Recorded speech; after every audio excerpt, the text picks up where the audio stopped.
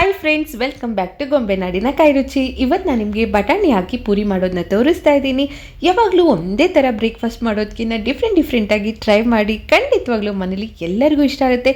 ಬಟಾಣಿ ಪೂರಿ ಮಾಡೋದು ತುಂಬ ಈಸಿ. ಇವಾಗ ಬಟಾಣಿ ಸೀಸನ್ ಇರೋದ್ರಿಂದ ನೀವು ಒಂದ್ಸರಿ ಟ್ರೈ ಮಾಡಿ ನೋಡಿ. ಬನ್ನಿ ಬಟಾಣಿ ಪೂರಿ ಹೇಗೆ ಮಾಡೋದಂತ ನೋಡೋಣ. ಮಿಕ್ಸಿ ಜಾರಲ್ಲಿ ಸ್ವಲ್ಪ ಶುಂಠಿ ಕಟ್ ಮಾಡಿ ಹಾಕೊಳ್ಳೋಣ. ಹಸಿಮೆಣಸಿನ್ಕಾಯಿ 6ರಿಂದ 7 ತೊಗೊಂಡಿದ್ದೀನಿ. ನಿಮ್ಮ ಖಾರಕ್ಕೆ ನೀವು ನೋಡ್ಕೊಂಡು ತಗೊಳ್ಳಿ. ಅರ್ಧ ಸ್ಪೂನ್ ಜೀರಿಗೆ, ಅರ್ಧ kg ಹಸಿ ಬಟಾಣಿ ತೊಗೊಂಡಿದ್ದೀನಿ. ಅರ್ಧ kg ಗೋಧಿ ಹಿಟ್ಟಿಗೆ ಅರ್ಧ kg ಬಟಾಣಿ ಬೇಕಾಗತ್ತೆ. ಇದರಲ್ಲಿ ಸ್ವಲ್ಪ ನೀರು ಸೇರಿಸ್ಕೊಂಡು ಚೆನ್ನಾಗಿ ನುಣ್ಣಗೆ ರುಬ್ಕೊಬೇಕು.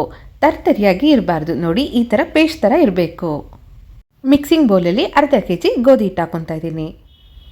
ರುಚಿಗೆ ಎಷ್ಟು ಬೇಕೋ ಅಷ್ಟು ಉಪ್ಪು, 1/4 ಟೀ ಸ್ಪೂನ್ ಗರಂ ಮಸಾಲ, ರುಬ್ಬಿದಂಥ ಬಟಾಣಿ ಪೇಸ್ಟ್ ಹಾಕ್ಕೊಳ್ಳೋಣ.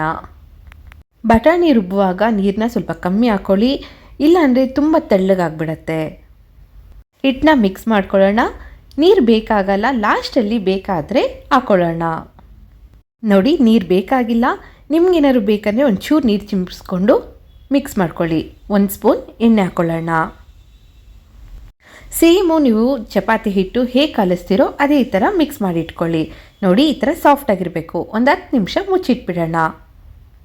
ನಾನಿಲ್ಲಿ ಪೂರಿ ಮೇಕರಲ್ಲಿ ಮಾಡ್ತಾಯಿದ್ದೀನಿ. ನೀವು ಲಟ್ಟಿಸ್ಕೊಂಡು ಕೂಡ ಮಾಡ್ಬೋದು. ಪೂರಿ ಮೇಕರಲ್ಲಿ ಒಂಚೂರು ಎಣ್ಣೆ ಸವರ್ಕೊಂಡು ಚಿಕ್ಕ ಚಿಕ್ಕ ಉಂಡೆಗಳಾಕಿ ಪೂರಿ ಹಿಟ್ಟನ್ನ ಇಟ್ಕೊಂಡು ಒತ್ಕೊಬೇಕು. ನಾರ್ಮಲ್ ಪೂರಿ ಹೇಗೆ ಮಾಡ್ತೀರೋ ಅದೇ ಥರ ಮಾಡಬೇಕು. ತೆಳ್ಳಗಿರಬೇಕು, ಮಂದ ಬರಬಾರ್ದು.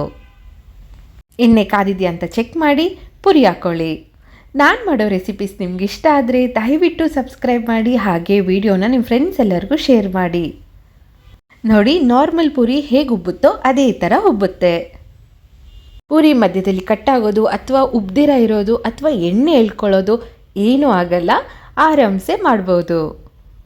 ನೋಡಿ, 2 ಸೈಡು ಚೆನ್ನಾಗಿ ಈ ಥರ ಕಲರ್ ಬಂದ ಮೇಲೆ ತೆಗೆದುಬಿಡೋಣ. ಈಗ ಬಟಾಣಿ ಪೂರಿ ರೆಡಿಯಾಗಿದೆ. ಸರ್ವ್ ಮಾಡೋಣ. ನೋಡಿದ್ರಲ್ಲ, ಬಟಾಣಿ ಪೂರಿ ಎಷ್ಟು ಈಸಿಯಾಗಿ ಮಾಡ್ಬೋದು ಅಂತ. ನೀವು ಟ್ರೈ ಮಾಡಿ. ಖಂಡಿತವಾಗ್ಲೂ ನಿಮ್ಮ ಮನೇಲಿ ಎಲ್ಲರಿಗೂ ಇಷ್ಟ ಆಗುತ್ತೆ. ನಿಮ್ಮೆಲ್ಲರಿಗೂ ಇಷ್ಟ ಆದರೆ ಲೈಕ್ ಮಾಡಿ. ಹಾಗೆ ವಿಡಿಯೋನ ನಿಮ್ಮ ಫ್ರೆಂಡ್ಸ್ ಎಲ್ಲರಿಗೂ ಶೇರ್ ಮಾಡಿ. Thank you.